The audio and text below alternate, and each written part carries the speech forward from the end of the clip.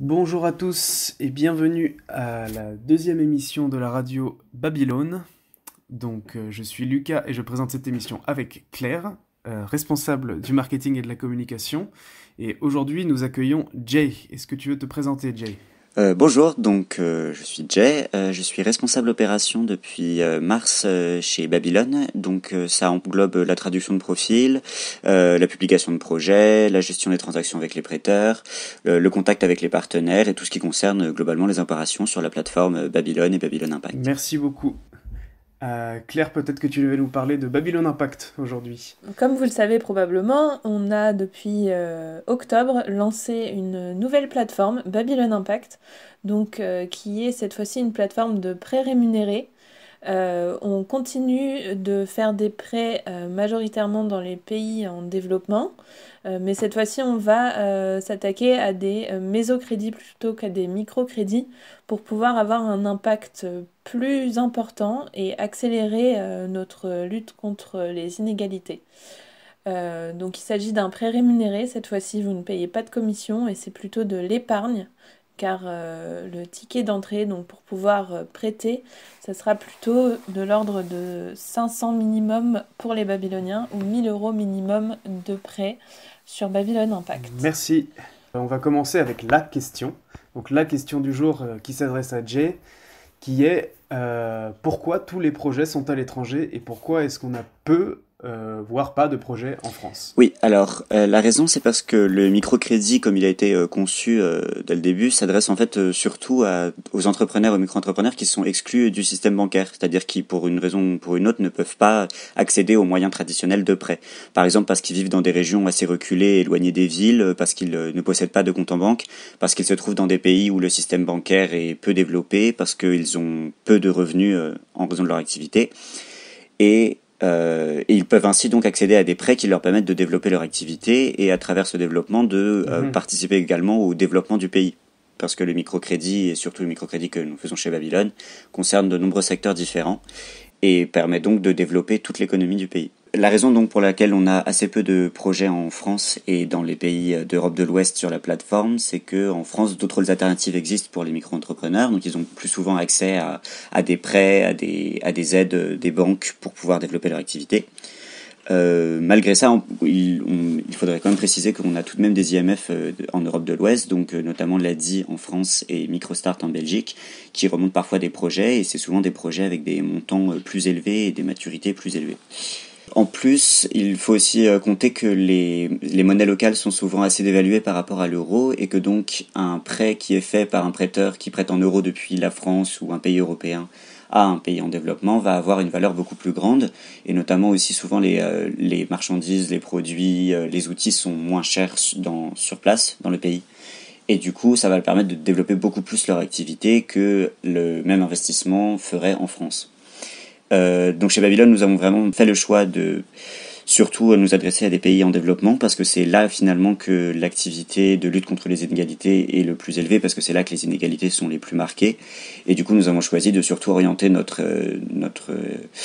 action vers les pays qui selon nous en ont le plus besoin. Donc c'est également le cas chez Babylone Impact où les projets qui sont actuellement sur la plateforme et qui seront sur la plateforme dans l'avenir sont principalement des projets de pays en développement qui vont à des entreprises sociales ou à des IMF, donc institutions de microfinance encore une fois, de pays en développement parce que c'est là que notre action est la plus efficace. Merci beaucoup Jay pour cette réponse. Donc maintenant on va monter à bord du Babylon Express.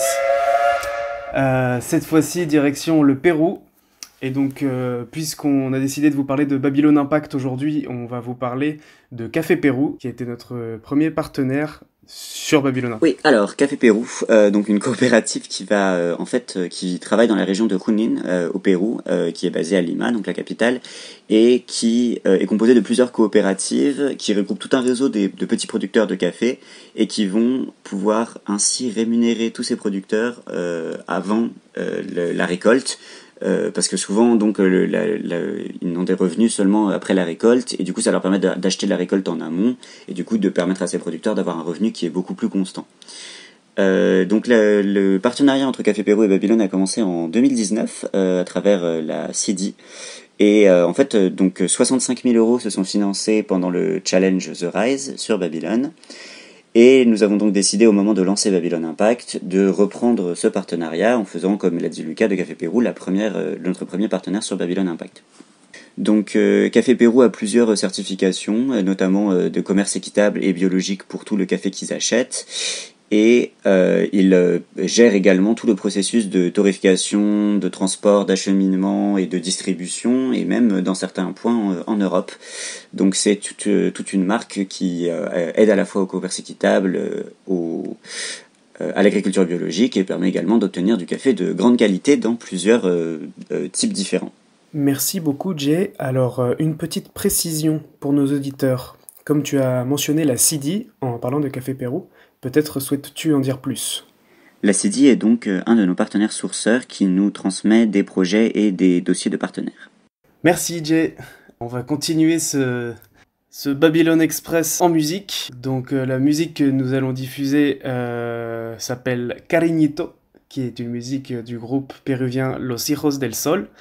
Et donc c'est une musique qui représente très bien la musique péruvienne, puisque c'est un style qui s'appelle la cumbia, qui est originaire de Colombie, et c'est un style qui retrace en fait toutes les vagues d'immigration qu'il y a eu en Amérique latine, puisque les rythmes y sont d'origine africaine, les instruments d'origine européenne et les sonorités d'origine indigène. Lorsque la cumbia est passée de Colombie au Pérou, ils ont remplacé les trompettes, les trombones et les clarinettes par guitare, basse et clavier et ont créé ce qui s'appelle la cumbia psychédélique.